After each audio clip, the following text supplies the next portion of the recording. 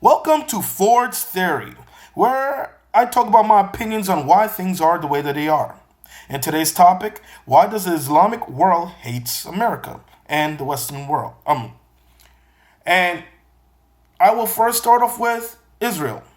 In Israel, right after World War II, the Western world recreated Israel again, but in doing so, it displaced many Palestinians. Many Palestinians lost their homes and treated as second-class citizens. Many of them became refugees in their neighboring Islamic countries.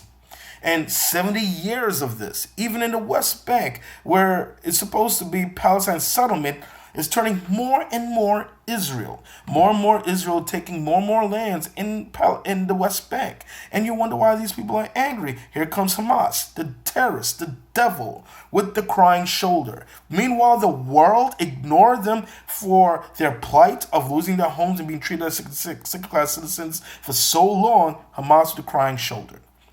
Let's move next to Iran.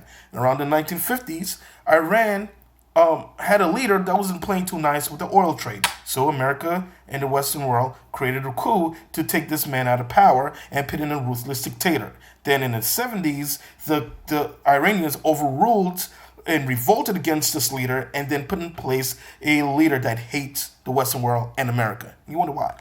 Going on to Afghanistan. Afghanistan was invaded by the Soviet Union. And then the Western world aided the militias in that region to fight back against the Soviet Union. It worked. And then we promised the nation build.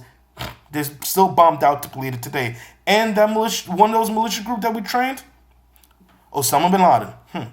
Moving forward and lastly to Iraq. In Iraq, we put Saddam Hussein into power many years ago. We trained Saddam Hussein in our intelligence and military support. Then, years later, we invaded Iraq with the Iraq War on false vetted information that we know were false, but still used to still get into war. And in doing so, created a vacuum where ISIS took advantage of. But not only that, but the men that we trained in our intelligence and military support under Saddam Hussein joined ISIS. Well, folks, that's my theory.